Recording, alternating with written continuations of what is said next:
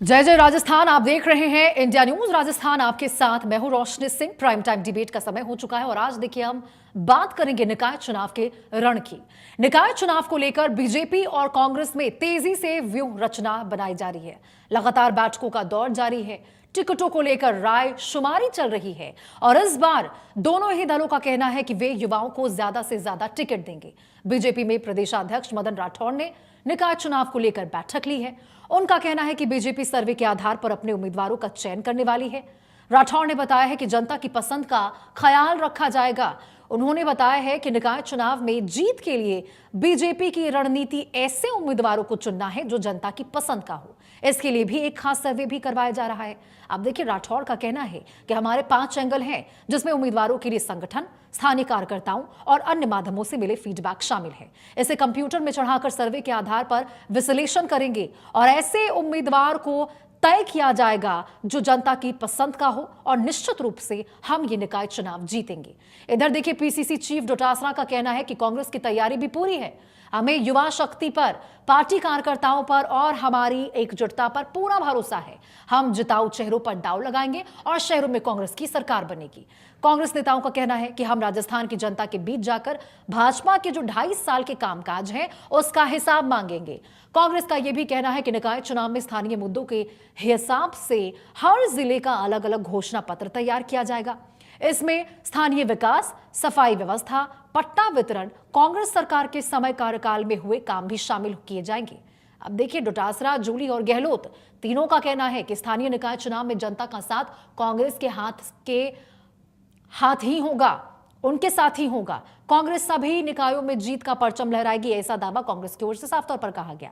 इधर देखिए टिकटों की चाहत में दोनों ही दलों में अदला बदली का दौर भी देखने को मिल रहा है। कोई बीजेपी छोड़कर कांग्रेस में जा रहा तो कोई कांग्रेस का दामन छोड़कर बीजेपी में शामिल हो रहा है। दोनों ही दलों के बड़े नेताओं की साख निकाय चुनाव में दांव पर लगी है। यह चुनाव आपको बता दें बीजेपी के लिए साख का सवाल है तो कांग्रेस के लिए वापसी का एक बहुत बड़ा अवसर है। आज देखिए प्राइम टाइम डिबेट में इसी मुद्दे से जुड़े सवालों के जवाब तलाशेंगे। हमारे साथ मेहमानों का एक खास पैनल भी जुड़ेगा जिनसे जानने की कोशिश करेंगे कि आखिरकार न केवल देखिए हम इस बात पर चर्चा करेंगे कि टिकट किसको दिया जाएगा और भूमिका किसकी क्या तय होगी, बल्कि हम बात करेंगे बीजेपी की रणनीति क्या होगी, कांग्रेस की चुनौतियां क्या क्या है और साथ ही साथ निष्पक्ष राजनीतिक विश्लेषण भी हम जानने की कोशिश इस डिबेट में करते हुए नजर आएंगे, ताकि आपको साफ हो जाए कि निकाय चुनाव का जो रण है आप समझेंगे। इसमें आज के डिबेट से कौन कौन से नेता किस प्रकार से स्ट्रैटेजीज तय करते हुए नजर आ रहे हैं, राजनीति में पूरी तरह से मैदान में कैसे चुनाव को लेकर कूद पड़े हैं तमाम, चाहे पक्ष हो चाहे विपक्ष हो, ये आपको साफ होगा। और क्या क्या स्ट्रैटेजीज बनाई गई है उनकी ओर से ये भी आपको साफ होता हुआ नजर आएगा। निकाय चुनाव का रण है, तैयारियां तेज हो चुकी है, चाहे बीजेपी हो चाहे कांग्रेस हो, बड़े बड़े दावे किए गए हैं। लेकिन सवाल देखिए यही है कि आखिरकार किसको टिकट मिलेगा, जनता किस पर भरोसा करेगी। क्या बीजेपी के 2.5 साल के कार्यकाल पर जनता भरोसा करके वापस से सरकार में उनको लाएगी, वापस से इस चुनाव में जीत दर्ज करवाएगी, या फिर कांग्रेस के सामने जो चुनौतियां हैं, कांग्रेस उन चुनौतियों को पार करके एक बार फिर से उस भरोसे को लाने का काम करेगी जो 2.5 साल पहले जनता के बीच में उनका था। ये देखिए सवाल है जिनके जवाब आपको हम बताएंगे इस डिबेट में। आपको तमाम बीजेपी के नेता हमारे साथ जुड़ेंगे, नेता कांग्रेस के भी हमारे साथ जुड़ेंगे, रानू पाराशर नेता बीजेपी से हमारे साथ जुड़ेंगी, करणवीर सिंह नेता कांग्रेस के हमारे साथ जुड़ेंगे और श्याम सुंदर शर्मा नेता कांग्रेस से भी हमारे साथ जुड़ते हुए नजर आने वाले हैं।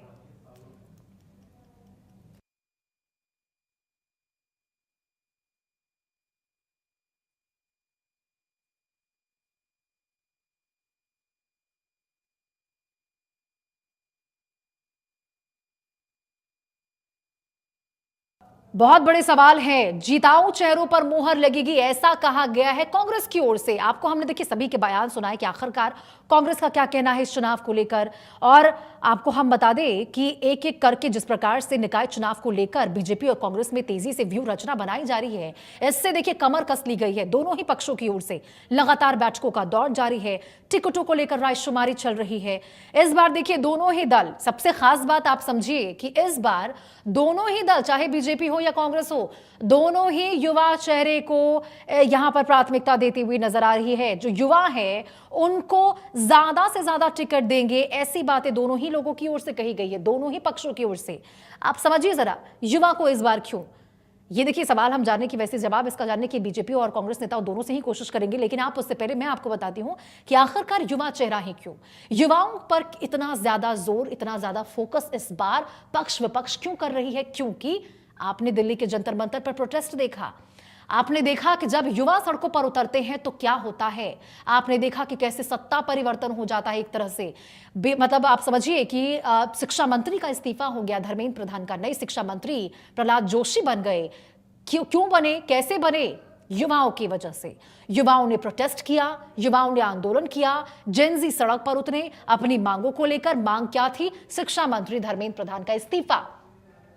और उसके बाद से ही आपने देखा होगा पूरे प्रदेश भर में, पूरे देश भर में अलग अलग जिलों से ऐसी ऐसी तस्वीरें सामने आई जहां पर युवा जो थे अपनी अपनी मांगों को लेकर मुखर तौर पर एक तरह से जो लोकतंत्र की खूबसूरती है, सबको देखिए समान अधिकार है प्रोटेस्ट करने का शांतिपूर्ण तरीके से, वही करते हुए नजर आए हैं। और इस बार देखिए जेनजीज ने, युवाओं ने जो ये कर दिखाया है कि यदि वो ठान ले और यदि उनको परेशानी है और उस बात को, आवाज को यदि भारी संख्या में युवा जुट जाए तो क्या हो सकता है, परिवर्तन कितना बड़ा हो सकता है, ये उदाहरण पेश करते हुए युवा नजर आए हैं। और देखिए यही वजह है कि कांग्रेस हो या फिर बीजेपी हो, दोनों ही इस बात को समझ चुकी है कि युवा जो है, आज यदि सबसे बड़ी ताकत किसी के पास है तो युवाओं के पास है, जनजीज के पास है। और युवा को यदि हमने साध लिया, उस युवा को हमने अपने खेमे में कर लिया, तो मान लीजिए कि आधी तो जीत अपने मुट्ठी में कर ली। ऐसा देखिए बीजेपी और कांग्रेस के जो तमाम नेतागण हैं वो सोचते हैं, दोनों ही पक्ष सोचते हैं। बीजेपी को देखिए यहां पे 2.5 साल के विकास पर पूरा का पूरा भरोसा है।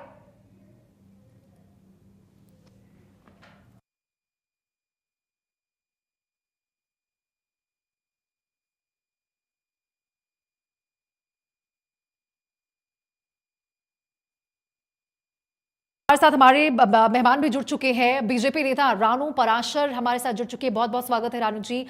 करणवीर सिंह हमारे साथ कांग्रेस के नेता जुड़ चुके हैं। करणवीर जी, बहुत बहुत स्वागत है आपका इंडिया न्यूज राजस्थान पर जुड़ने के लिए। श्याम सुंदर शर्मा जी भी जुड़ चुके हैं हमारे साथ, वरिष्ठ पत्रकार है। श्याम जी, बहुत बहुत स्वागत है इंडिया न्यूज राजस्थान पर। सबसे पहला सवाल देखिए रानू जी आपसे मेरा होगा, यहां पर देखिए बीजेपी की ओर से कहा गया कि पैराशूट उम्मीदवारों को इस बार मौका नहीं दिया जाएगा, बल्कि जो स्थानीय कार्यकर्ता है उनको शामिल किया जाएगा। तो इससे क्या समझे इस बयान से? क्या टिकट के जो पुराने दावेदार हैं उनके लिए उम्मीदें बनती हुई नजर आ रही है? ये फैसला क्यों, सबसे पहले यही बताइए। सबसे पहले नमस्कार जी सभी को। बिल्कुल भारतीय जनता पार्टी ने इस बार अपना चुनावी जो फॉर्मूला है बहुत सोच समझकर उसको लागू किया है।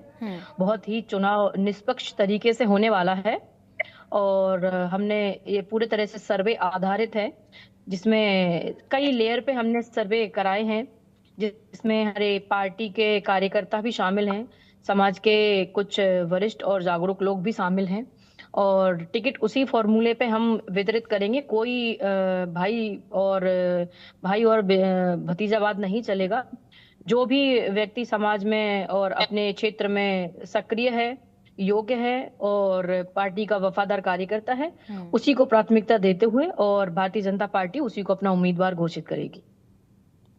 बिल्कुल। करणवीर सिंह जी भी हमारे साथ जुड़े हो। करणवीर जी, जरा बताइए, कांग्रेस कह रही है कि जो जिताऊ चेहरे हैं उसी के ऊपर आप इस बार दाव लगाते हुए नजर आएंगे, तो बीजेपी भी तो देखिए यही दावा कर रही है, जिताऊ चेहरे हो गए या युवा हो गए, उन्हीं को इस बार चेहरों में उतारा जाएगा। फिर आपका जो ये टिकट का फॉर्मूला है वो बीजेपी से कितना अलग है, जरा इसको समझाइए। कांग्रेस पार्टी प्रदेश के अंदर उन युवा चेहरों को मौका देने जा रही है जो जनता से जुड़े हुए मुद्दों की बात कर रही है, जो जनता के साथ जिस तरह का अत्याचार भारतीय जनता पार्टी कर रही है, चाहे वो किसान हो, चाहे वो युवा हो, चाहे वो महिला हो। आप देखिए महिलाओं के साथ किस तरह की बर्बरता की शिकायतें लगातार आ रही है। प्रदेश के अंदर कानून व्यवस्था की जो हालत है वो बद से बदतर इस भारतीय जनता पार्टी ने कर दी है। बेटी अपने आप को सुरक्षित कानून महसूस व्यवस्थाओं की कर बात रही है। महिलाओं के लिए अगर मैडम आप अपने मैडम आंकड़े मैडम उठाकर मैडम देखेंगे तो मैडम कानून जी व्यवस्था, अगर सुन आप लीजिए। आंकड़े उठाकर देखिए, मैं साथी इतना प्रवक्ता मत से कहना बोलिए मैडम, चाहूंगी, सुन तो जो लीजिए। क्राइम रेट इतना है वो मत कांग्रेस बोलिए। के समय में क्या थी इतना और मत अभी बोलिए। Crime rate. सुन तो लीजिए ना, इतना मत बोलिए। आपका नंबर आएगा जब आप बोल देना। करने के लिए आपके पास धरातल पे कुछ नहीं है। डिबेट के अंदर आप महिलाओं की बात करते ही उछल पड़ते हैं। मैं तो कह रहा हूँ, आपके मंत्री जब इस तरह के बयान देते हैं कि प्रसूताओं की हत्या इसलिए हो रही है कि वो नाचती भी आ रही है, तब आप बोलते ना उनको, तब आप उनको रोकते। तब तो आपकी बोली निकलती नहीं है कि साहब वहां पर पर्ची आ जाती है, वो पढ़ने के लिए मजबूर है आप लोग। किस हक से आप महिला होने के बावजूद महिलाओं का पे अत्याचार सहन कर रहे हैं? महिलाओं के साथ जिस तरह की अगरिमापूर्ण बातें, चाहे शिक्षा मंत्री हो चाहे चिकित्सा मंत्री हो, लगातार इनके मंत्री ये उल्टी सीधी बातें कर रहे हैं, उसके ऊपर भारतीय जनता पार्टी या कोई नेता, कांग्रेस के प्रवक्ता, सरकार में मंत्री, राजस्थान मुख्यमंत्री बलात्कार कोई की जवाब नहीं राजधानी देगा। बना हुआ और था जब कोई पूरे विपक्ष का तरह से कार्यकर्ता, महिलाओं के विरोध सुन में। लीजिए महिलाओं मैडम, आज सुन लीजिए कौन मैडम, इस बात से, सबको ये बात सुन विदित लीजिए है, मैडम, राजस्थान पूरे सुन तरह से लीजिए, महिलाओं सुन के लीजिए जब कांग्रेस की सरकार थी आपकी, तो ये जो मैडम, राजधानी थी सुन वो किचन लीजिए की राजधानी बनी मैडम, हुई सुन थी। महिलाओं लीजिए के साथ आप, में जो अत्याचार, जो सुन बलात्कार लीजिए। हो रहे थे, जो पेपर लीक हो रानू रहे जी, थे, क्या आप रानू बात जी, कर रहे हैं? अभी भी कानून वही बलात्कार आपकी सरकार में 3-3 साल बच्ची की 3 साल की बच्चियों के साथ हो रहे हैं। आपने देखा नहीं, गंगानगर में एक महिला के साथ 34 अपराधियों ने रेप किया। अब आप क्राइम रिपोर्ट देखिए, किस क्राइम रिपोर्ट तरीके से देखिए आप। आपने कुछ सुन लीजिए। रिपोर्ट की जरूरत नहीं है आपके। अगर आप मीडिया देखते होंगे, अखबार पढ़ते होंगे, तो रोज अखबार के अंदर, दैनिक अखबारों के अंदर इस तरह की न्यूज आ रही है। तो और बात तो आप कांग्रेस का आंकड़ों पे कार्यकर्ता करेंगे, जब, बात तो आप सुन आंकड़ों लीजिए पे मैडम, करेंगे। सुन तो लीजिए मैडम, आप बीच में इंटरप्ट बहुत कर रहे हैं। जब आप ऐसे, डिबेट नहीं होती है। अगर आपका टर्न आया जब आपके पास बताने के लिए कुछ था नहीं, और जब बार बार अब हम महिलाओं की बात कर रहे हैं, युवाओं की बात कर रहे हैं, तो आप शिक्षा की बात तथ्यात्मक कर बात रहे हैं, करिए, चिकित्सा आप की बात भ्रामक कर रहे बात हैं, कैसे कर सकते तब हैं? आप आप बीच में इंटरप्ट कर रहे हैं बार बार। इस तरह से डिबेट नहीं होती है। इस बोलिए बोलिए प्रदेश के करणवीर अंदर जी, बोलिए। जिस तरह के हालात इस सरकार ने बना कर रखे हैं, कांग्रेस पार्टी का प्रत्येक कार्यकर्ता बूथ स्तर पर जाकर इस सरकार से जवाबदेही लेगा। इस सरकार से बात करेगा कि आपने इस सरकार की शुरुआत के अंदर आपने पानी की बात की, अगर आप सत्ता में आए थे, आपने बार बार झूठ बोला। राष्ट्रीय परियोजना घोषित करने की बात थी एआरसीपी को, यमुना जल समझौते के नाम पर आपने बार बार झूठ बोला। बोलते हैं आज भी एमयू सार्वजनिक नहीं है मैडम, क्या साइन करके आए, क्या नहीं करके आए। गोल गोल बातें कर जनता को गुमराह करना चाहते हैं, कानून व्यवस्था के नाम पर गुमराह करना चाहते हैं। ऐसे ऐसे कानून देश के अंदर थोपना चाहते हैं जिनकी कोई मांग नहीं कर रहा है। इस देश के अंदर जाति बिरादरी को लड़ाने की बात भारतीय जनता पार्टी करती है, हिंदू को बांटने की बात भारतीय जनता पार्टी करती है। संविधान को तोड़ मरोड़ कर किस तरीके से संविधान को दूषित किया जाए, संविधान की जो प्रावधान है उनका मिसयूज किया जाए, ये भारतीय जनता पार्टी की आदत बन चुकी है। प्रदेश का प्रत्येक नागरिक, चाहे वो आदिवासी हो, SC ST समुदाय से हो, EWS समुदाय से हो, जनरल समुदाय से हो, प्रत्येक तबका इस सरकार की अन्यायकारी नीतियों से त्रस्त है। और आने वाले समय में, आने वाले निकाय चुनाव के अंदर इसका लेकिन करारा करणवीर जी जवाब देखिए, राजस्थान की जनता देने इसी वाली है। त्रस्त पार्टी को सब जनता ने मौका दिया और अभी देखिए वो सरकार में है। बहरहाल ये आपका कहना है कि आने वाले समय में यानी कि परिवर्तन होता हुआ नजर आएगा, क्योंकि आपके ऊपर भरोसा एक बार फिर से जनता जताएगी। हमारे साथ श्याम सुंदर शर्मा जी भी जुड़े हुए। करणवीर जी आपके पास आऊंगी आपके पास। श्याम सुंदर शर्मा जी से पहला स्टेटमेंट ले लेती हूँ। श्याम जी, सबसे पहले तो मेरा बड़ा सवाल यही होगा कि बताइए जरा, ये निकाय चुनाव जो है वास्तव में स्थानीय मुद्दों से जुड़ा हुआ चुनाव होने वाला है, या फिर 2028 में जो विधानसभा चुनाव होने हैं उसको लेकर, चाहे बीजेपी हो या फिर कांग्रेस हो, दोनों यहां पर शक्ति परीक्षण करते हुए नजर आ रही है। एक तरह से कहते हैं ना कि पहले मॉक टेस्ट के तौर पर इसको देखती हुई नजर आ रही है। अब देखिए तुलसी जी, आपका नाम तुलसी जी है ना क्या? जी जी जी श्याम जी, देखिए तुलसी जी, जिस प्रकार का राजनीतिक परिप्रेक्ष्य आने वाले समय में निकाय चुनाव और पंचायत राज के चुनाव को होकर देखने वाला है, इसमें बहुत सारे नेताओं की प्रतिष्ठा भी दांव पे लगी हुई है। इसलिए नेता अपने क्षेत्रों में किस तरह से टिकट का बंटवारा हो, वो अपने तरीके से जोर आजमाइश भी कर रहे हैं, सिफारिश भी कर रहे हैं, अलग अलग तरह की बातें हो रही है। भाजपा में अभी तक देखेगा कि मैं देख रहा था कि 10,245 वार्ड है, और भाजपा के पास अभी तक जिस प्रकार से तिथि आई है और 45,000 आवेदन आए।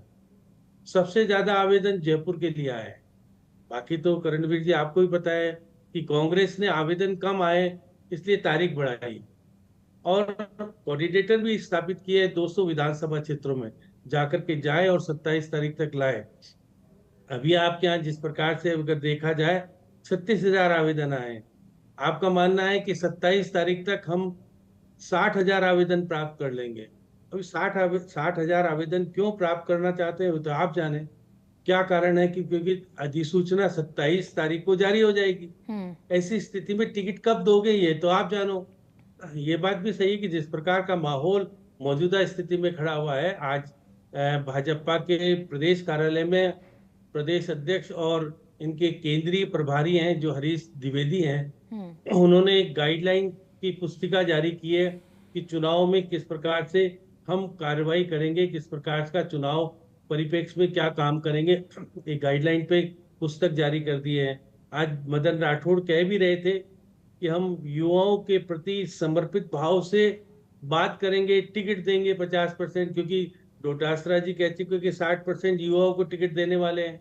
तो आप देखिएगा निश्चित तौर पर जब यहाँ राजस्थान में अगर युवाओं की संख्या कही जाए, वोटर्स तो देखिए 5 करोड़ 43 लाख हैं, उसमें से युवा 2 करोड़ 40 लाख युवा हैं। और युवा इतना बड़ा मतदाता है तो अगर वो चुनावी परिप्रेक्ष्य को बदल सकता है। और श्याम जी, कहीं ना कहीं आज के समय में तो युवाओं की जो महत्ता है उसको तो नजरअंदाज कोई नहीं कर सकता, कोई भी पक्ष हो। हमने तस्वीरें देखी है, कोई भी अनजान नहीं है कि आज भाई किसी चीज को साधना है, किसी को अपने आप को लाइमलाइट में दिखाना है या फिर जीत दर्ज करनी, या फिर कुछ भी, युवा को सबसे पहले अपने खेमे में लो।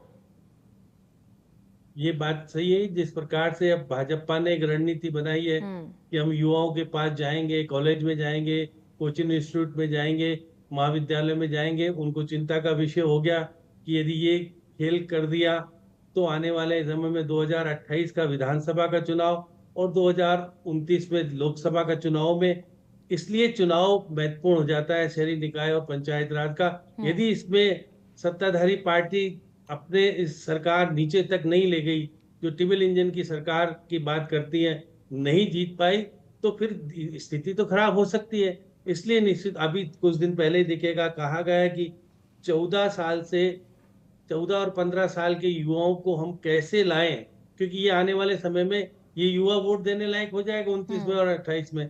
तो इसलिए उन युवाओं को केंद्रीय बिंदु बना करके सरकार जाना के प्रयास करिए। अब जा पाएगी नहीं जा पाएगी तो अलग बात है, लेकिन हाँ, मौजूदा स्थिति में सही बात है।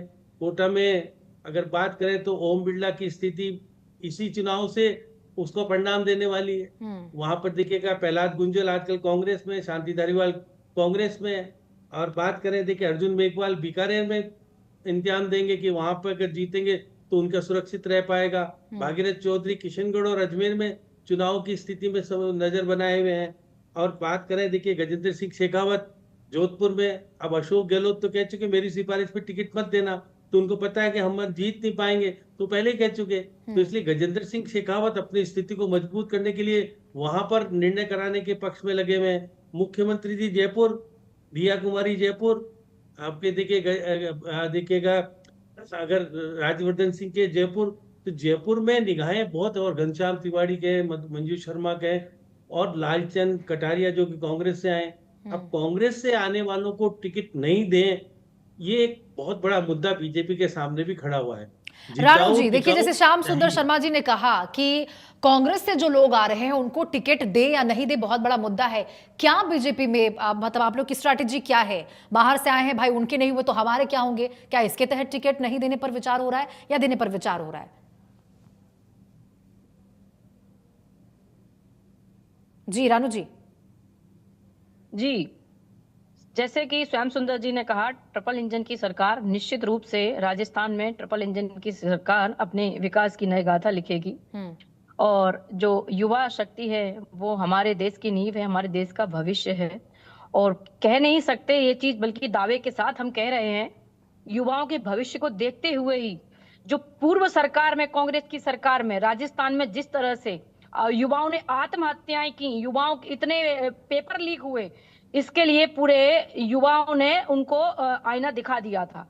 और आज हमारे देश के यशस्वी प्रधानमंत्री नरेंद्र मोदी जिस तरह से युवाओं के लिए अनेकों अनेक योजनाएं ला रहे हैं। हमारे माननीय मुख्यमंत्री जी युवाओं को रोजगार देने के लिए जो काम कर रहे हैं, हम अपने जो वरिष्ठ लोग हैं उनका मार्गदर्शन और युवाओं की ऊर्जा और उनकी शक्ति का पूरा उपयोग करते हुए अपने राजस्थान को आगे बढ़ाने का प्रयास कर रहे हैं। और राजस्थान हर तरीके से सक्षम है और निरंतर विकास के पथ पर अग्रसर है। चाहे वह मैं बात करती हूँ यमुना जल समझौते की। यमुना जल समझौते में जो MOU हुआ है, उसके लिए मैं आपको बता दूं कि पूरी तरह से 1917 जो QS यमुना जल है वो हम सभी को उसके लिए शेखावाटी का पूरा क्षेत्र, सीकर, झुंझुनू और चूरू, उनको पानी उपलब्ध कराया जाएगा। मैं बात करती हूँ जल जीवन मिशन की, जो हमारे भारत सरकार की देन है। आज पूरे देश में, मैं सिर्फ राजस्थान की बात नहीं कर रही हूँ, कश्मीर से लेके कन्याकुमारी, उत्तराखंड की, लेकिन रानू जी, आप जो समझौते की बात कर रही हैं, कांग्रेस की ओर से तो साफ तौर पर कहा जा रहा है कि भाई ये तो हवाई है, कि केवल कागजों में ये समझौते नजर आ रहे हैं, लेकिन जमीनी स्तर पर तो कुछ भी दिखाई नहीं दे रहा है। जमीनी स्तर पर दिखाई दे रहा है, ऐसा नहीं है। MOA कोई हवाई बातें नहीं होती हैं। जो सरकार ने अभी हालिया जो इलेक्शन हुआ है मई 2026 में हिमाचल में, उसमें जो निकाय चुनाव में हमें बीजेपी को जो बहुमत मिली है, जो आशीर्वाद दिया है, वो इनका पूर्व हम कह सकते हैं कि पूर्वाग्रह कर सकते हैं। ये एक संकेत है इनके लिए कि राजस्थान भी पूरी तरह, देश की जनता सब समझती है, भारतीय जनता पार्टी की रणनीति, भारतीय जनता पार्टी के विकास के फॉर्मूले को समझती है, और हम विकास के एजेंडे और निश्चित रूप से हम युवा यशस्वी भारत को आगे लेकर चलने वाले हैं। और इसी मुद्दे पर हम चुनाव लड़ रहे हैं, और हमारे पास में विकास कार्य करने के लिए बहुत सारे हैं। चाहे वह महिलाओं की सुरक्षा की बात हो, लखपति दीदी की बात हो, किसान कल्याण की बात हो। जहाँ किसान कल्याण की बात आती है, एक गरीब हुआ जो किसान, जो हर ग्रामीण उससे जुड़ा हुआ है, उसको किसान सम्मान निधि देने का काम जो किया है, वो हमारे देश के यशस्वी प्रधानमंत्री जी ने किया है। और उसमें और सोने पर सुहागा हमारे यशस्वी मुख्यमंत्री जी ने उसको 9,000 करके, और अभी हालिया घोषणा की है कि वह 12,000 करेंगे। इससे किसान के सम्मान और उनकी गरिमा और उनको जो उपलब्धता है, उससे जो सहायता मिल रही है, उसका पूरा आशीर्वाद है। और ऐसी कई फसल बीमा ऋण है, और युवाओं के लिए कई ऐसी योजनाएं हैं, कौशल योजनाएं हैं, जिनसे देश का युवा पूरे तरीके से हमें आशीर्वाद दे रहा है, भारतीय जनता पार्टी को।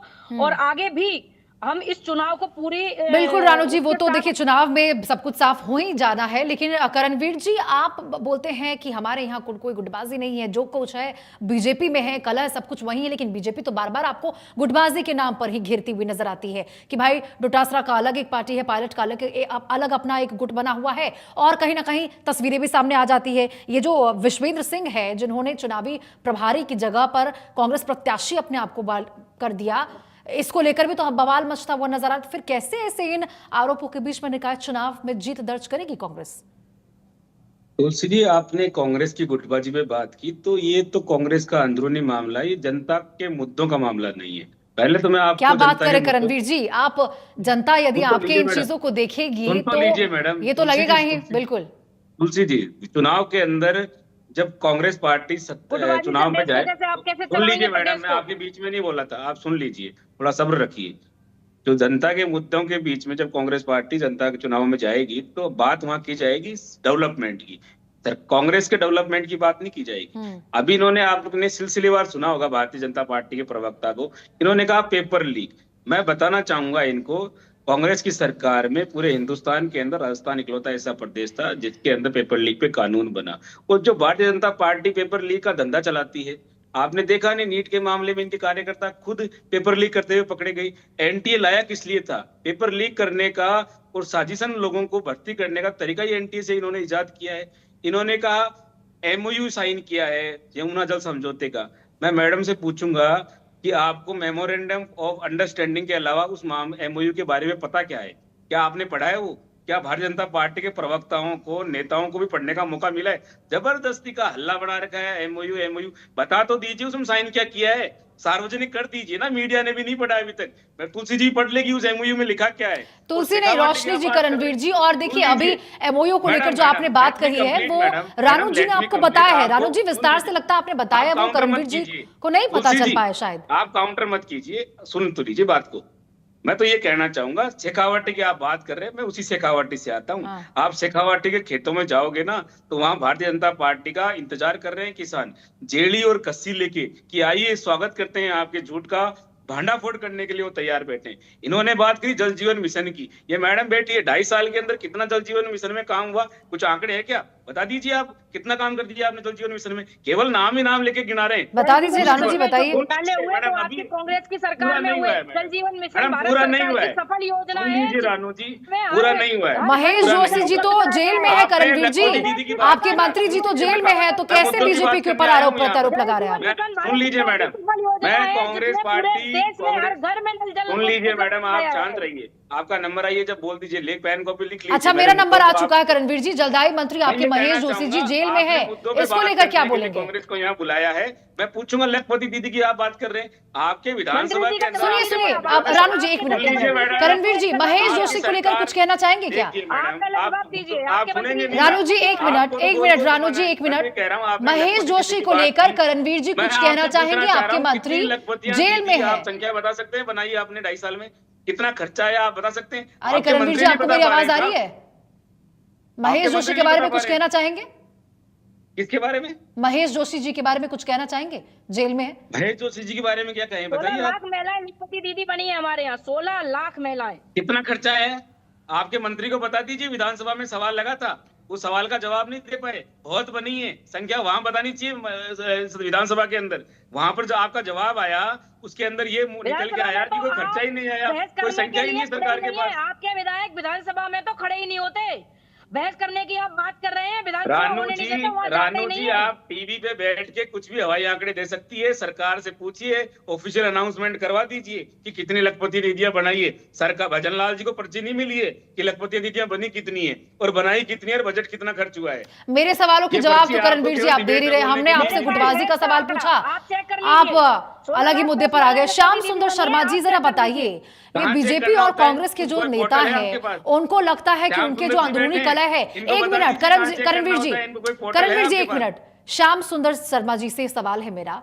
बीजेपी और कांग्रेस के जो नेता हैं, देखिए उनकी ओर से उनको ऐसा लगता है कि उनके जो आपसी गुटबाजी है, उनके जो कलह होते हैं, वो तो उनका अंदरूनी मामला है, इससे जनता पर कोई असर नहीं पड़ने वाला है। क्या वाकई श्याम सुंदर शर्मा जी जनता को नहीं दिखाई देता और जनता केवल अपने मुद्दों को लेकर सोचेगी उनके अंदर क्या चल रहा है, और इस गुटबाजी की वजह से उनकी समस्याओं का निस्तारण समय पर होगा या नहीं होगा, इस चीज को जनता नजरअंदाज करके चुनाव में जिता देगी अंधाधुंध? मैडम, करणवीर जी बड़े तरीके से बात कर रहे हैं। अभी रघु शर्मा ने केकड़ी में आज क्या किया है तो पता है आपको? कि वो स्थिति को मजबूत करने के लिए गया होगा। वहां पर जिस भी नेता को बीजेपी से कांग्रेस में लाए, या धर्मेंद्र गहलोत अजमेर में देवनानी जी के खिलाफ किस तरह का माहौल बना हुआ है, तो रानू जी को ज्यादा पता होगा। देखिए, निश्चित तौर पर माहौल में कुछ कांग्रेस के जाएंगे, कुछ बीजेपी के आएंगे। अब देखिए बागी भी खड़े होंगे, इसलिए टाइमिंग को लेकर के बड़े आज तक देखिएगा पहली बार ऐसा हो रहा है कि अधिसूचना जारी होने के बाद सूची जारी होगी, उससे पहले सूची देने की हिम्मत नहीं जुटा पा रहे हैं। और कांग्रेस ने देरी करने का कारण ही कर दिया कि 200 विधानसभा में कोऑर्डिनेटर बना दिए। 27 तारीख तक रिपोर्ट आएगी, 27 तारीख को अधिसूचना जारी हो जाएगी। रिपोर्ट 27 तारीख को आएगी तो जारी कब करोगे? तो आपके पास ये बात है कि आप अपनी स्थिति को कंट्रोल करने के लिए बागी ज्यादा नहीं खड़े हो जाएं, इसलिए आप डिले करोगे टिकट देने में, और जिस प्रकार से माहौल बनेगा। अब अभी जैसे करणवीर जी बार बार रानू जी को कह रहे थे कि शेखावटी का हूं और जमुना जल समझौते का क्या होने वाला है। देखिए, मुख्यमंत्री जी ने कल ही समीक्षा बैठक की है, आपको पता हो तो, और उस डीपीआर का अनुमोदन हुआ है 21 तारीख को। अब डीपीआर का अनुमोदन क्यों होता है तो आपको पता है, और एमओयू नहीं हुआ है, एमओए हुआ है। करणवीर जी, अब जिस प्रकार से 3 जिलों का जो माहौल बता रहे हैं आप, अब देखिएगा 3 जलाशयों को बनाने जाने का 27 तारीख को पढ़ा है क्या आपने? देखो सुनो तो सही, टेंडर जाए। अरे आपको जानकारी नहीं, मेरे को तो एमओए पढ़ा है क्या आपने? अरे मैं बता रहा हूँ, अब आपको तो मैं बता रहा हूँ कि जब 3 जलाशयों के निर्माण का टेंडर जारी होने जा रहा है, आपसे इतना सा पूछना चाह रहा हूँ, सुनो तो सही, मैं तो ये कह रहा हूँ आप अध्ययन करो जरा। मैं तो कह रहा हूँ जिस बात का ढोल भारतीय पार्टी पीट रही है वो ढोल देखा तो है आपने? हाँ, मैंने देखा है, मैंने पढ़ा भी है, इसलिए मैं बहुत सारी चीजें आपको बारीकी से बताने की स्थिति में हूँ। नहीं तो मैं बताता ही नहीं आपको। अभी पता है ना, मुख्यमंत्री जी ने कल ही बैठक की है, और 21 तारीख को जिस प्रकार से, मैं तो ये पूछना चाह रहा हूँ कि सार्वजनिक रूप से एमओए डीपीआर का अनुमोदन हो गया। अब मैं तो पूछ रहा हूँ, अब अनुमोदन तो आपका नहीं, मैं एमओए का क्या शर्तें रखी है, हरियाणा के साथ क्या शर्तें रखी है, ये सार्वजनिक की है क्या, मैं तो ये पूछना चाह रहा हूँ। ये तो हमारा बात हक सही है। मारा गया है, किस बिहाफ के ऊपर ये मारा जाने एमओए की बात हुआ तो है, डिक्लेयर कीजिए ना। आप करण जी कितना जरा हिस्से का पानी आएगा, अरे कितना आप नहीं सुनिए आएगा, सुनिए सुनिए बारिश सुनिए में सुनिए। आएगा, आप गर्मी में सुनो आएगा, अरे आप सुन ओवरफ्लो लीजिए में पहले, आएगा। एक बार सुनो तो सही। हाँ बताइए। हमको तो पानी मिलता ही नहीं था पहले। अभी पानी मिलने लगेगा, उसके पहले सवाल कर रहे हो खड़े। श्याम अब आप सुंदर जी, देखिए, अरे आप बारिश सुनिए का ना। एक्सिस पानी हमें अरे आप मिलता सुनो। नहीं था, ये तो प्रकृति की देन है साहब, कैसे नहीं मिलता था, ओवरफ्लो वाला अरे पानी मिलता ही था, उसको कहाँ कौन से रोक आता पाए। था? अब आप आपके ऊपर हमारे हक पाइपलाइन का ला रहे पानी हैं। मिलेगा या नहीं मिलेगा वो बता दीजिए आप तो। करणवीर जी, पाइपलाइन डाल करके पानी लाने की मैं तो ये बात हो कह रही रहा हूँ है। हमारे हक और का आप पानी अरे मिलेगा सुनो, या नहीं मिलेगा। जो अरे आप सारी चीजों जो की सुनो। जानकारी जिस समय पर एमओयू को उपलब्धता कराई लेकर, जाएगी। सुन और लीजिए, इस जिस आप करणवीर जी जरा आप भी सुन लो। आप इंटरप्ट करने के बजाय आप अगर चीजों को सुनोगे तो उसके बाद समझ में आ जाएगी। पाइपलाइन के जरिए पानी आने वाला है, और ये बात भी सही है कि 60% वो लेगा और 40% हमको मिलेगा। ये तो तय है ना फॉर्मूले में, कोई तुम्हें नई बात तो है नहीं। मैं आपको तुम बताऊंगा कि हमको 100% पानी मिलेगा, लेकिन ये पानी जलाशयों में इकट्ठा कर लेंगे बांधों में, और हमको साल भर तक पानी देने की स्थिति आ जाएगी। पीने के पानी की व्यवस्था हो जाएगी। आप उस चीज को आप डिनाई करने के बजाय आप सपने मत श्याम देखो। सुंदर जी, अरे जिस तरीके का ताश का महल अब आप आप शेखावाटी या यमुना जल समझौते पर बनाने की कोशिश कर रहे हैं ना, तो ये शेखावाटी का आमजन इतना भोला नहीं है कि उसके साथ किस तरह की ठगी करने की कोशिश ये सरकार कर रही है। भागीरथी कहने से नहीं बनेंगे साहब, जन लोगों को पानी पिलाने से अरे आप बनेंगे। सुन तो लो जरा। आप 2.5 साल सुनने हो के गए लिए। साहब इस बात का ढोल पीटते हुए, एमओए, अब आप एमओयू, देखो, आप देखो पानी आपको अंडरटेकिंग। भी करणवीर जी। मिलेगा, आप चिंता मत आप करिए। बताओ करणवीर जी, मैंने तो सुनील जी, आपके उसमें आप बोला ही नहीं आपको कुछ। भी रानू मिलेगा। जब पराशर आपने जी, तथ्य अभी देखिए, आप करणवीर सिंह जी को कह रही थी कि उनके गुट में क्या चल रहा है, गुटबाजी होती है, अदला बदली हो रही है। यहाँ पे केकड़ी की यदि बात करें तो अनिल मित्तल ने भाजपा का साथ छोड़ दिया, बहुत बड़ा झटका हो गया। कैसे हो गया ये?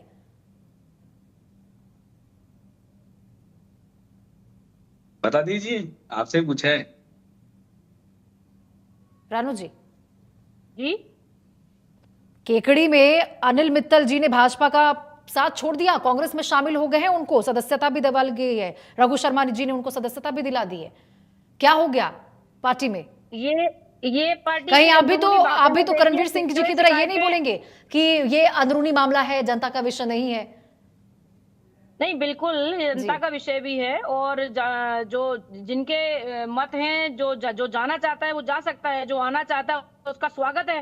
भारतीय जनता पार्टी सिर्फ विकास के मुद्दे पे बात करती है, और दल बदलुओं के लिए यहाँ पे कोई जगह नहीं है। जो जाना चाहता है वो जाए, और जिसको अभी देखिए, एक जनसेवा तरफ आप के कह रहे हैं कि लिए जो ना जाना चाहता है वो जाए, जो आना चाहता है वो आए, स्वागत है। और फिर दूसरी तरफ आप कह रही है कि पार्टी में दल बदलू की कोई जगह नहीं है, तो कांग्रेस से कोई आएगा तो नहीं लेंगे क्या उसको? देखिए, ऐसा है कि भारतीय जनता पार्टी जो हमारी विचारधारा से मैडम कह हमारी दीजिए ना, विचारधारा पर्ची को से तय मानता होता है, है। जो प्रदेश की भलाई के लिए सोच रहा है, जो हमारी विचारधारा को मानता है, उस पर विचार किया जाएगा। मैडम कह दीजिए ना कि भारतीय भवन से आने वाली पर्ची का अपमान नहीं किया जाता है भाजपा के अंदर। वो चाहे बीजेपी से आए, वो चाहे भ्रष्टाचार के रास्ते से आए, चाहे वो ईडी सीबीआई का दुरुपयोग करके शामिल किया जाए, स्वीकार लीजिए ना, कहाँ दिक्कत आ रही है। जी नहीं, भारतीय भवन एक अलग संस्था है, वो अपना काम करती है। भारतीय वो जनता एक पार्टी एक राजनीतिक संस्था है, तो आप इन चीजों को न मिलाने की कोशिश करें। और कुछ व्यक्तिगत बातें होती हैं हर पार्टी में, जो गए हैं वो उनका अपना व्यक्तिगत निर्णय है कि वो क्यों गए हैं। उस पर जो सीनियर लोग हैं वो मंथन करेंगे। तो यही बात है रानू जी, कि करणवीर सिंह जी का भी यही मानना है कि पार्टी में जो ये अदला बदली का दौर चल रहा है, व्यक्तिगत चीजें हैं, इसके बारे में ऊपर पार्टी हाईकमान बातचीत करेगी, चर्चा होगी। लेकिन वही बात है कि आप लोग इस बात को नहीं समझते हैं कि जनता देखती है, जनता सब देखती है। करणवीर सिंह जी, अभी आप ये कह रहे थे कि ये तो हमारा जनता से जुड़ा विषय नहीं है, आपसे अंदरूनी मामला है। तो जरा बताइए कि जनता से जुड़े विषय रखने के लिए आपको विधानसभा में मानसून सत्र के दौरान समय मिला था ना? क्या देखने को मिला इस बार? मतलब बवाल ही काट दिया आप लोगों ने। तो बाहर बैठकर प्रदर्शन कर लिया, अंदर बैठने के लिए पहुंचे तुलसी जी नहीं, करणवीर सिंह जी, रोशनी जी। ना इनके पास प्रश्न थे ना जवाब थे। रोशनी जी, इस सेशन में आपने देखा होगा कि भारतीय जनता पार्टी ने पहली बात तो मजबूरी के अंदर ये सेशन लेके आई। 6 महीने की अनिवार्यता थी, कांग्रेस तो चाह रही थी। इनको हमारे नेता प्रतिपक्ष ने स्पष्ट रूप से कहा था कि हम तो 15 से 20 दिन का सेशन चाहते हैं, मानसून सत्र चाहते हैं, जिसके अंदर खुलकर जनता के मुद्दों की बात की जाए। भारतीय जनता पार्टी 2 दिन का सेशन लेके आई, बहाना वही चुनाव आ गए। नहीं तो चुनाव दो दिन तो का पता- क्या बात करें सुन करणवीर ली- सिंह जी, 2 मैडम दिन का सुन सेशन लीजिए। लेकर आई तो 2 दिन में भी आपने बवाल काट दिया। तो मैडम भाई सुन अपने तो आपको लीजिए। 2 दिन का भी समय मिला तो कम रोशनी से कम जी, वही 2 आप ही दिन में। इंटरप्ट बहुत करते हैं, इस सरकार बात की नहीं ढाल नहीं मत नहीं बनिए। करणवीर सिंह जी, आप लोग सरकार कभी का- संतुष्ट नहीं सुन हुए हैं लीजिए सेशन को मैडम, लेकर। मीडिया का काम है सरकार को आईना दिखाने का, आप ढाल मत बनिए। जी मैं तो बिल्कुल आपको ये नहीं कहना करणवीर सिंह जी, चाहूंगा- मीडिया का ये हाँ। भी काम है कि विपक्षी दल यदि कुछ कह रहा है जनता सुन की तो बातों लीजिए को लेकर उठाना, ये भी मीडिया का ही मैडम, काम है। आपको लोकतांत्रिक व्यवस्थाओं का अगर थोड़ा सा भी अंदाजा है तो आप मानिए कि सदन को चलाने की जिम्मेदारी सरकार की होती है, और जो सरकार चाहे सुन लीजिए मैडम, आपको बीच में नहीं बोलने के लिए कहा है। रानू जी सुन लीजिए, रानू जी सुन लीजिए, रानू जी सुन लीजिए। इस सरकार ने जब जैसे ही सेशन शुरू हुआ, विधानसभा के दरवाजे बंद कर दिए। इन्होंने जैसे स्कूल के दरवाजे बंद किए, कोई व्यक्ति स्कूल में जाकर कोई बात नहीं कर सकता, वैसे ये चाहते हैं कि विधानसभा के अंदर आने से पहले ही विधायकों को बाहर रोक दिया जाए। इन्होंने किसने कहा था, किस नियम के तहत विधानसभा के दरवाजे बंद किए गए थे? भारतीय जनता पार्टी उसका जवाब दे देती। हमने तो पूछा था ना, आप जवाब दे दी कि किस नियम के तहत आपने ये विधायकों को आने से सदन में रोका। एक दिन की कार्रवाई तो आपने इसके नाम पर डिले कर दी।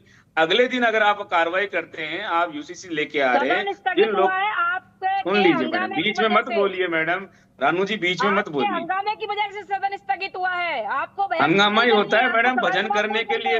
सुन तो लीजिए, जनता के मुद्दों बाद में आप हंगामा करते रहो। सुन लीजिए मैडम, रानू जी सुन लीजिए, हो जाओ। सदन के अंदर जनता के मुद्दों पे बात करने के लिए होता है, भजन करने के लिए सदन नहीं है। भजन पाठ करने के लिए मंदिर बने हुए हैं। आप चाह रहे हैं सदन के अंदर आएंगे तो जनता के मुद्दों की बात करेंगे, जनता के हक की बात करेंगे। बिजली क्या की, बात महंगाई आपने की करणवीर जी, की बात की जाए। आप लोगों ने उसके ऊपर सरकार को कांग्रेस ने, जवाब रानू जी देना एक मिनट, है। रानू जी एक उसको आप मिनट, हंगामा- एक मिनट हंगामे रानू का जी नाम देकर रुकिए रुकिए सदन से रुकिए। बाहर नहीं करणवीर सकते। जी, मैंने कवरेज की थी, मैंने तस्वीरें देखी थी कि आपके जो नेता थे वहां पर तो आकर मैडम, आपने सब देखा होगा बातें कि कर रहे गेट बंद थे, किए गए। केवल जनता के मुद्दे उठाने के अलावा सारी रोशनी बातें जी, हो रही थी। रोशनी जी मुझे बता दीजिए, मतलब आज आप से सोचिए, पहले आपने- स्पीकर ने सोचिए, सुन रुकिए लीजिए ना करणवीर मैडम, जी, आप बात तो- स्पीकर ने आपने ये तक कह काउंटर- दिया कि बहुत ही मायूसी हो रही, मतलब भावुक वो हो गए थे, उनको मैडम, इस बात से शर्म आ रही थी मैं कि उस एक जो भावुकता से मर्यादा पूछना- थी उसका सुन तो उल्लंघन लीजिए किया जा रहा था। मैडम, सोचिए आपने जनता, काउंटर गेट बंद किए थे, हम तो यही पूछना चाह रहे हैं, गेट बंद कर देंगे तो सदन के अंदर आएगा कैसे? और जब अगले दिन सदन में आए तो आप दे देते ना।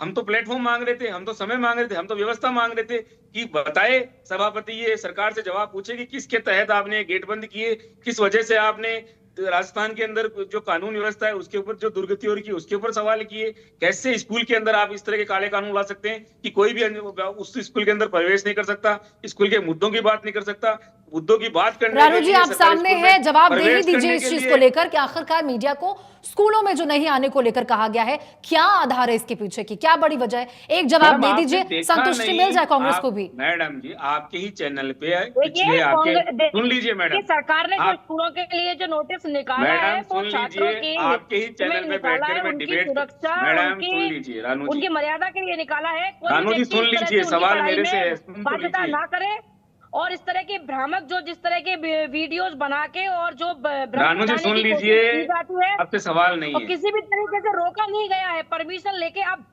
जा सकते हैं और सारी जो कार्रवाई करनी है, चाहे अधिकारी हो, जनप्रतिनिधि हो, विधायक हो या रोशनी जी इनका हो गया टाइम। ठीक है करणवीर जी बोलिए, हाँ बोलिए बोलिए, रानू जी ने कह लिया। हंगामा खड़ा करने के अलावा और कोई उपाय नहीं है। मैडम और ये आपके बात ही करते हैं विधानसभा में जब बात, ठीक है रानू जी, एक मिनट इनको भी बोलने दीजिए। करणवीर जी बोलिए। मैडम आपके ही चैनल के ऊपर इंडिया न्यूज के ही एंकर दिनेश जी, उनसे आप पूछिएगा, उन्होंने खुद ने कहा था कि आज तक के एंकर शरद कुमार तक को स्कूल के अंदर जाने की एंट्री नहीं मिली, उन्हें कहा गया कि परमिशन लेके आइए। आप बताइए कौन सा चोर कहेगा कि मेरी परमिशन से मेरी तहकीकात कीजिए? आप स्कूल की व्यवस्थाओं को की छानबीन करने के लिए अगर परमिशन लेकर जाएंगे तो क्या तथ्य सामने आ पाएंगे? आपकी मीडिया ने खुद ने पूछा है, उन्होंने खुद ने सवाल उठाया है कि शरद कुमार को, जो आज तक के बड़े एंकर है, उनको जाने की परमिशन नहीं है, तो बिल्कुल करणवीर जी, और यही सवाल मैं भी रानू जी से पूछ रही थी कि क्या आधार है, क्या वजह है कि किसी को भी एंट्री नहीं मिल पाएगी, और एंट्री मिलने का आधार क्या सेट किया गया है? हुड़दंग मचाने के लिए जेंजी थोड़ी है कि जेंजी पहुंच रहे वहां पे। देखिए, एंट्री देने के लिए मना नहीं किया गया है। कोई जब हम कानून लेके आते हैं तो वो किसी छात्रों की भलाई के लिए लाया गया है, और परमिशन कौन सी लेके भलाई ऐसा तो छुपी नहीं हुई है है, इसमें? ऐसा नहीं है कि क्यों? छात्रों के भलाई की बात है। ऐसे कोई भी व्यक्ति उनके पढ़ाई के समय उनकी जो है आजकल किस तरह की वीडियो बना बना के लोग भ्रामक किस तरह वीडियो की? भी एआई से ही वो करके डाल देते हैं। तो कैसे? जब हम परमिशन लेके जाएंगे तो वहां उसकी बाध्यता होगी, कुछ मर्यादाएं होंगी, कुछ जवाबदेही होगी। तो आप परमिशन लेके जाइए, और रूल सबके लिए होता है, चाहे वो मीडिया हो, चाहे सामान्य जन हो, चाहे कोई भी हो। जो भी जाएगा स्कूलों में वो परमिशन लेके जाएगा, और उसके बाद में जो कार्रवाई करनी है आप करिए, जो पूछताछ करनी है वो करिए। तो बात बैन सिर्फ कहाँ इतनी ही लगाया तो गया है कि आप करणवीर जी? परमिशन इजाजत लेके जाइए। जाने को लेकर कहा तो गया है।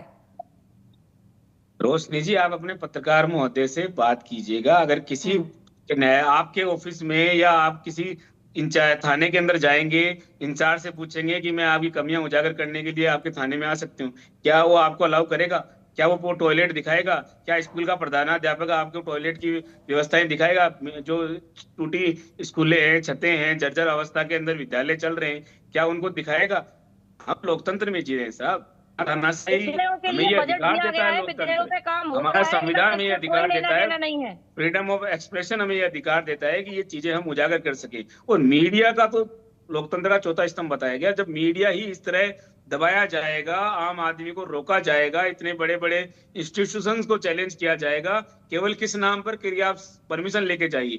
मैं तो आपसे पूछना चाह रहा हूं, आप किसी व्यवस्था को उजागर करने कांग्रेस जा की रहे हैं, सरकार में क्या जो हर आपको उसकी तरीके परमिशन श्याम मिलेगी सुंदर क्या? शर्मा मैं तो जी, आपसे आप पूछना चाह जरा रहा हूं। इस पर विश्लेषण रखिए, आप समझाइए इस चीज को। आप वरिष्ठ पत्रकार हैं, आप देख रहे होंगे कि अभी के समय पे, एक मिनट रानू जी, एक मिनट, आप देख रहे होंगे श्याम सुंदर जी कि अभी कुछ जो चीजें हैं बहुत ज्यादा उभर कर सामने आ रही है।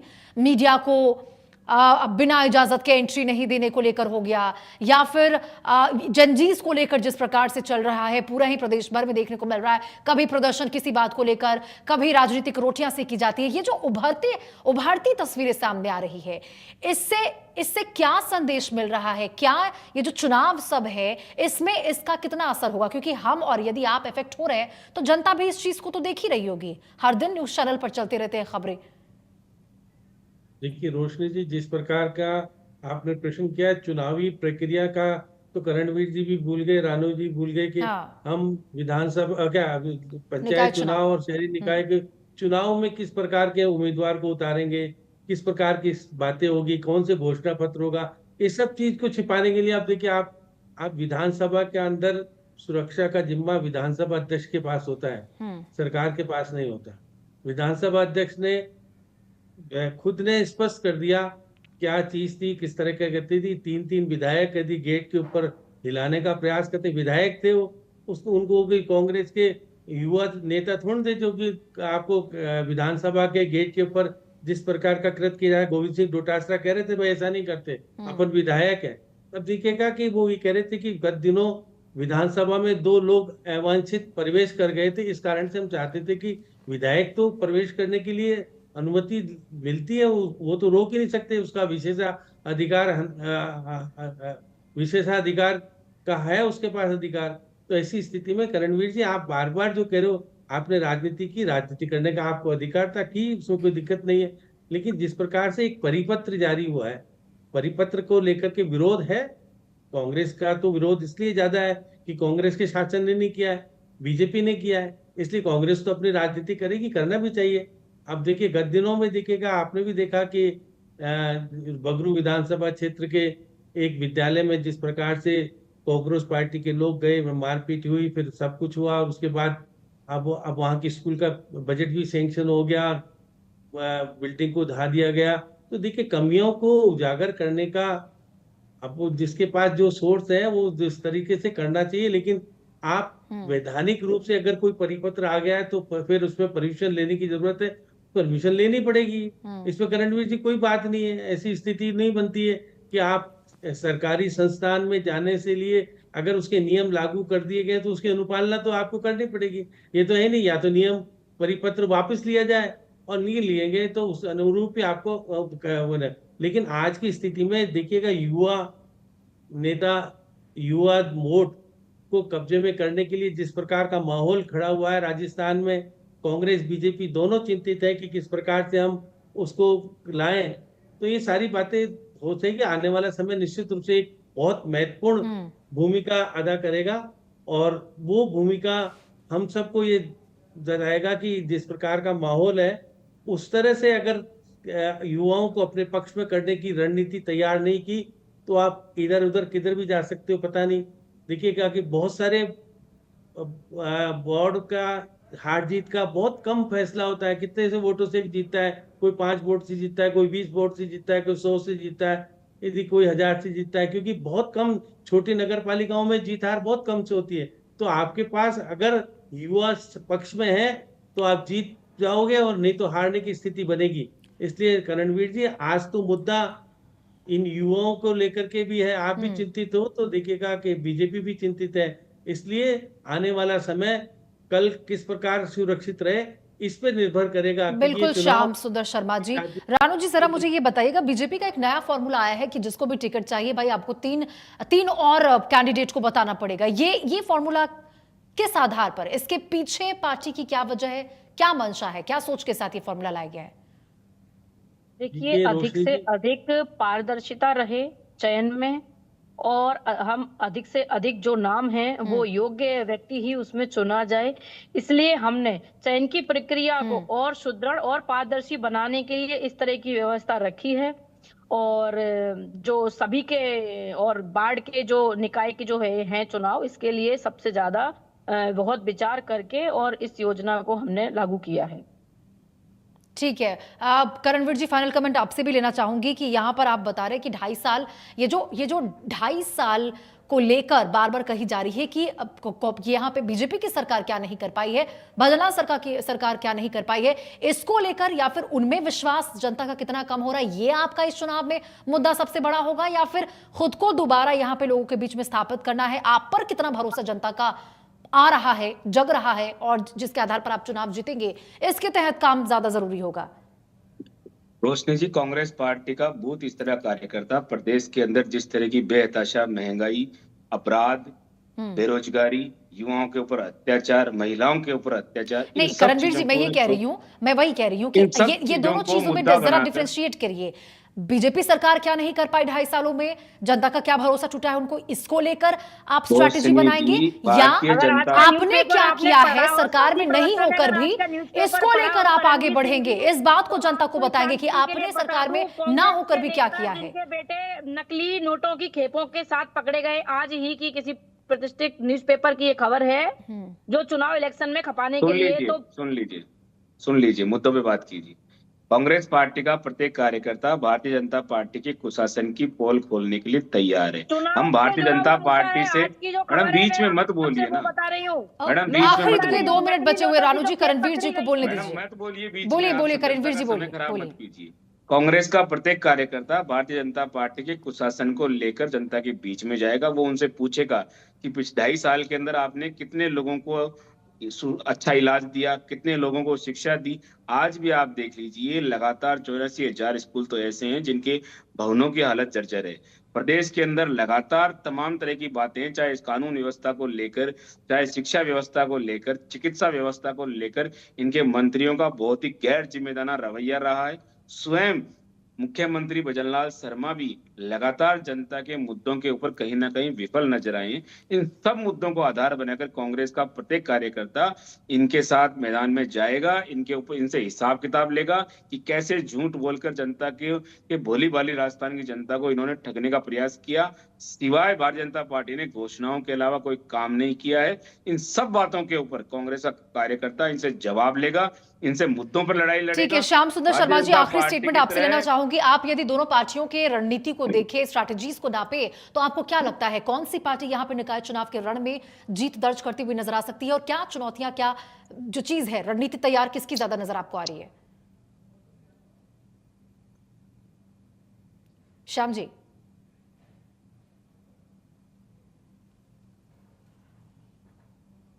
ठीक है, रानू जी, करणवीर जी, बहुत बहुत शुक्रिया आप दोनों का हमारे साथ जुड़ने के लिए, विस्तार से बताने के लिए। अब देखिए, आप लोगों ने अपनी अपनी बातें रखी हैं, ये गए हैं कांग्रेस की ओर, पर उस पर जनता अपना जीत का मुहर लगाती नजर आती है। बहुत बहुत शुक्रिया आप दोनों का। इसी के साथ प्राइम टाइम डिबेट में फिलहाल के इतना ही, रुकते हैं छोटे से